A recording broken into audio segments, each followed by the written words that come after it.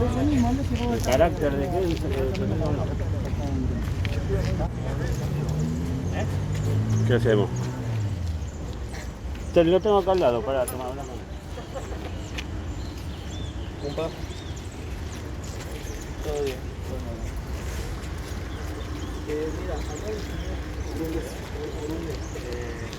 oficial me dice que el fiscal quiere hablar conmigo y que a ellos le dio la orden de traslado para que me trasladen hasta la fiscalía.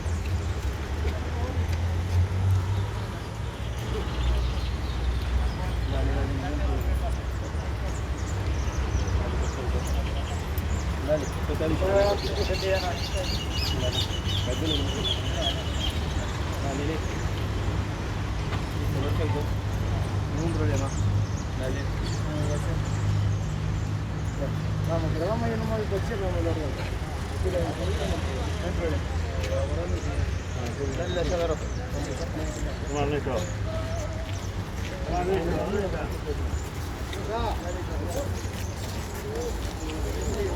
¡Ey, Sergio!